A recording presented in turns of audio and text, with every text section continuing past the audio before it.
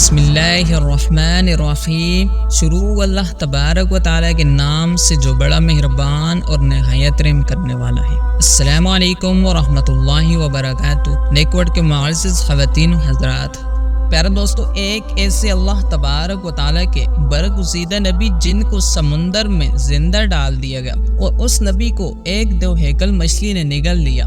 آپ علیہ السلام سے کون سی ایسی خطا ہوئی تھی جس کی وجہ سے آپ کو اس مچھلی کے پیٹ میں رہنا پڑا، اور آپ علیہ السلام کتنے دن اس دو ہیکل مچھلی کے پیٹ میں رہے، اور آپ نے کون سی ایسی اللہ تبارک و تعالیٰ کے سامنے دعا کی اور اللہ تبارک و تعالیٰ نے آپ سے اس آزمائش کو دور کر دیا، اور آپ علیہ السلام اس مچھلی کے پیٹ میں کتنے عرصے تک رہے، اور آپ علیہ السلام اس مچھلی کے پیٹ سے کتنے دن بعد باہر تشریف لائے۔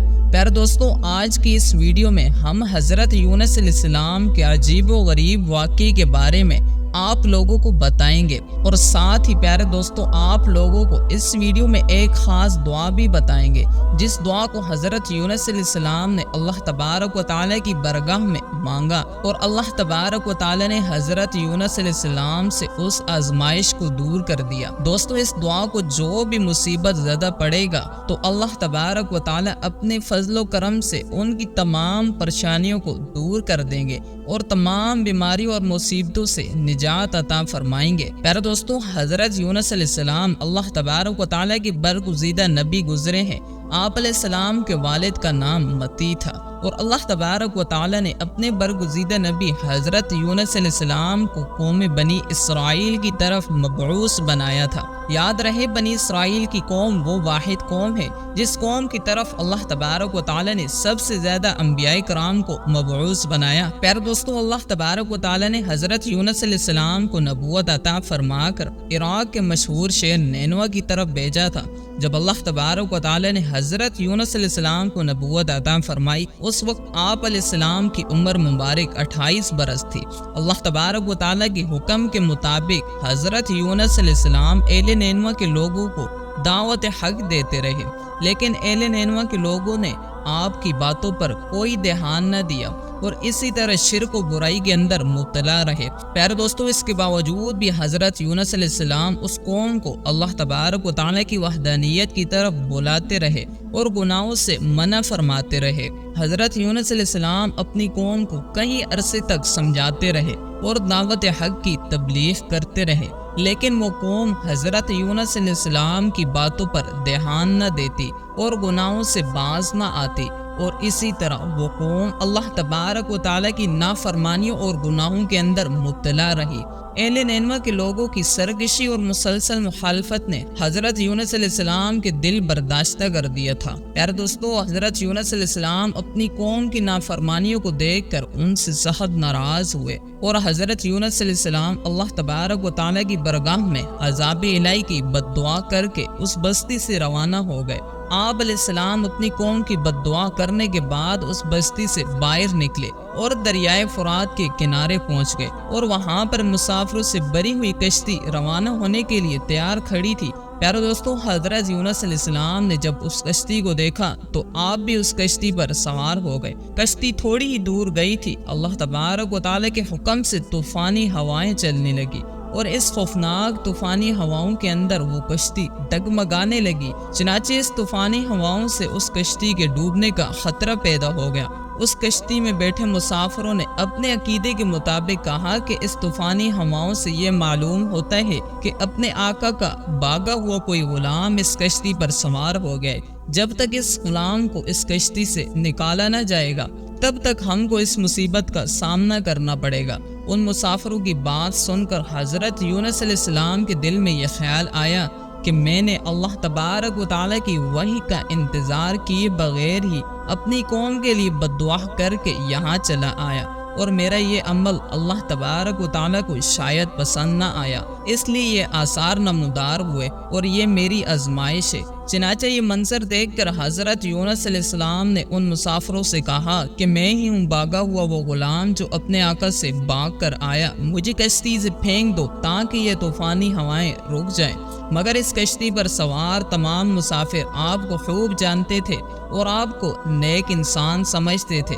وہ لوگ آپ کی شرافت سے خوب متاثر تھے، چنانچہ ان لوگوں نے آپ کو کشتی سے پھینکنے سے انکار کر دیا۔ اس سے یہ طے ہوا کہ قرآن اندازی کی جائے اور جس کا نام قرآن میں آئے گا اس کو کشتی سے نکال دیا جائے گا۔ پیارے دوستو، سب کے فیصلے کے مطابق قرآن اندازی کی گئی اور قرآن اندازی میں پہلی ہی بار حضرت یونس علیہ السلام کا نام آیا۔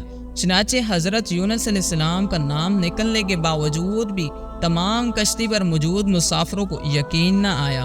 اس کے بعد دوسری بار قرآن اندازی کی گئی تو دوبارہ بھی حضرت یونس علیہ السلام کا نام نکلا۔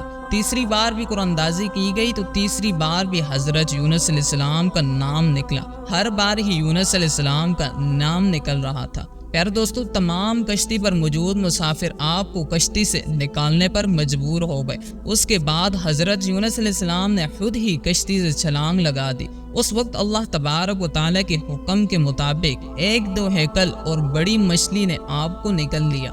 اللہ تبارک و تعالیٰ کے حکم سے حضرت یونس علیہ السلام کو صحیح اور سلامت اپنے پیٹ میں محفوظ رکھا۔ حضرت یونس علیہ السلام اپنی قوم سے ناراض ہو کر اس بستی سے چلے گئے اور 40 دن کے اندر عذاب الہی کے نازل ہونے کا بھی اس قوم کو بتا دیا تھا۔ پیارے دوستو، حضرت یونس علیہ السلام نے اللہ تبارک و تعالیٰ کی بارگاہ میں جو عذاب الہی کی دعا کی تھی تو یونس علیہ السلام کی قوم کو اس بات پر یقین نہ آیا۔ وہ لوگ کہنے لگے کہ حضرت یونس علیہ السلام تو کہتے تھے کہ اللہ تبارک و تعالیٰ کا عذاب تم لوگوں پر آئے گا، لیکن ابھی تک ہم لوگوں پر عذاب نہ آیا، نہ جانے وہ عذاب کب آئے گا۔ پیارے دوستو، کچھ ہی دنوں بعد اللہ تبارک و تعالیٰ کے عذاب کے آثار نمودار ہونے شروع ہو گئے۔ چنانچہ اس طرح عذاب الہی کو دیکھ کر وہ لوگ پریشان ہونے لگے اور آپس میں ایک دوسرے سے کہنے لگے کہ حضرت یونس علیہ السلام کی بات غلط نہ تھی، وہ واقعی ہم لوگوں سے سچ کہا کرتے تھے۔ آپ علیہ السلام واقعی اللہ تبارک و تعالیٰ کے سچے پیغمبر ہیں۔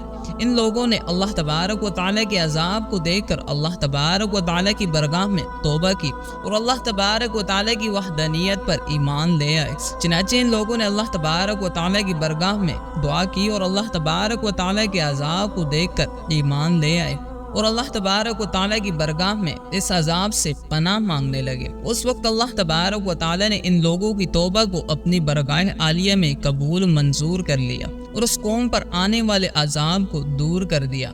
پیارے دوستو، ادھر جب حضرت یونس علیہ السلام مچھلی کے پیٹ میں زندہ تھے اور اللہ تبارک و تعالیٰ کی وحی کے بغیر ہی اور آپ اپنی قوم کو چھوڑ کے آنے پر بہت پشیمان ہوئے۔ پیارے دوستو، اس وقت حضرت یونس علیہ السلام نے اللہ تبارک و تعالیٰ کی بارگاہ میں اپنی خطا کی معافی کے لیے یہ دعا پڑھی، لا الہ الا انت سبحانک انی کنت من الظالمین، کہ ہے میرے پروردگار، بے شک تیرے علاوہ کوئی معبود نہیں اور میں تیری پاکی بیان کرتا ہوں، بے شک میں ہی ظالم ہوں۔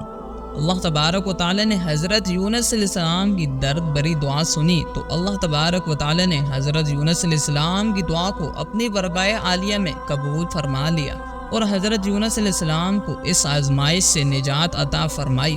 تو اس وقت اللہ تبارک و تعالیٰ نے مچھلی کو حکم دیا کہ حضرت یونس علیہ السلام کو صحیح سلامت دریائے کے کنارے میں ڈال دے۔ پیارے دوستو، اس وقت اس مچھلی نے اللہ تبارک و تعالیٰ کے حکم کو مانتے ہوئے حضرت یونس علیہ السلام کو کنارے پر چھوڑ دیا۔ اس طرح حضرت یونس علیہ السلام 40 دن تک مچھلی کے پیٹ کے اندر رہے اور 40 دن بعد اللہ تبارک و تعالیٰ نے آپ کی دعا کو اپنی بارگاہ میں قبول فرما لیا اور اس آزمائش سے آپ کو نجات بخشی۔ پیارے دوستو، جب مچھلی نے حضرت یونس علیہ السلام کو اپنے پیٹ سے باہر نکالا تو حضرت یونس علیہ السلام بہت ہی کمزور زمین پر پڑے ہوئے تھے۔ اس وقت اللہ تبارک و تعالیٰ نے حضرت یونس علیہ السلام کے قریب ایک بیل کا درخت اگایا۔ اس درخت کی مدد سے حضرت یونس علیہ السلام کی حالت کچھ بہتر ہوئی تو حضرت یونس علیہ السلام نے اس درخت کے سائے میں ایک جھونپڑی بنائی اور اس جھونپڑی میں آپ رہنے لگے اور آپ زندگی بسر کرنے لگے۔ چنانچہ کچھ عرصہ اس طرح گزرنے کے بعد اس درخت کی جڑوں کو کیڑا لگنا شروع ہو گیا، وہ بیل سوکھ کر مرجانے لگی۔ تو حضرت یونس علیہ السلام نے یہ ماجرا دیکھا تو آپ علیہ السلام کو بہت دکھ ہوا، کیونکہ دوستوں حضرت یونس علیہ السلام اس بیل سے بہت محبت کرنے لگے تھے تو اس وقت حضرت یونس علیہ السلام کی طرف اللہ تبارک و تعالیٰ کی وحی نازل ہوئی، تو اللہ تبارک و تعالیٰ حضرت یونس علیہ السلام کو مخاطب کرتے ہوئے ارشاد فرمایا، ہے یونس علیہ السلام، تمہیں اس بیل کے سوکھنے پر بہت دکھ ہوا جو ایک معمولی اور غیر پسندیدہ چیز ہے، لیکن آپ نے اپنی قوم کو چھوڑتے ہوئے یہ نہ سوچا کہ نینوا میں رہنے والے لوگ 1,00,000 سے زائد انسانوں کو اور ان کے علاوہ لا تعداد جانوروں اور پرندوں کو ہلاک کرنے میں ہمیں یہ گوارا نہیں ہوتا، کیا ہم اس سے بھی زیادہ مہربان نہ ہوئے جتنا تو اس بیل کے درخت کے لیے مہربان ہو۔ پیارے دوستوں، حضرت یونس علیہ السلام وحی کا انتظار کیے بغیر اپنی قوم کو بد دعائیں دے کر اپنی قوم کو چھوڑ کر آ گئے۔ ایک نبی کی یہ شان نہیں ہے کہ وہ اپنی قوم کے لیے بد دعا کر کے نفرت کی وجہ سے ان سے جدا ہونے میں جلدی کرے اور وحی کا انتظار بھی نہ کرے۔ پھر اللہ تبارک و تعالیٰ نے حضرت یونس علیہ السلام کو یہ حکم دیا کہ وہ دوبارہ نینوا کی طرف جائے اور وہاں پر زندگی گزار کر اہل نینوا کے لوگوں کو دین کی تبلیغ کرے اور ان لوگوں کو اللہ تبارک و تعالیٰ کا پیغام پہنچائے، تاکہ اللہ تبارک و تعالیٰ کی کثیر مخلوق حضرت یونس علیہ السلام سے فائدہ حاصل کر سکے۔ پیارے دوستو، اس وقت حضرت یونس علیہ السلام اللہ تبارک و تعالیٰ کے حکم کے مطابق نینوا کے لوگوں کے پاس دوبارہ تشریف لے گئے، تو حضرت یونس علیہ السلام کی قوم نے آپ علیہ السلام کے آنے پر اپنی خوشی کا اظہار کیا۔ پھر وہ لوگ حضرت یونس علیہ السلام سے دین کی تبلیغ حاصل کرنے لگے اور اس قوم نے دنیا میں بھی کامیابی حاصل کی اور آخرت میں بھی کامیاب ہوئے۔ لہٰذا اس طرح اللہ تبارک و تعالی نے اس قوم کو بخش دیا۔ اللہ تبارک و تعالی سے دعائیں ہیں اللہ تبارک و تعالی ہمیں بھی نیک عمل کرنے کی توفیق عطا فرمائے اور ہم سب کو برے اعمال کرنے سے نجات عطا فرمائے، اور اللہ تبارک و تعالی اپنے پیارے حبیب حضرت محمد مصطفیٰ صلی اللہ تعالی علیہ وسلم کے بتائے گئے راستے پر چلنے کی توفیق عطا فرمائے۔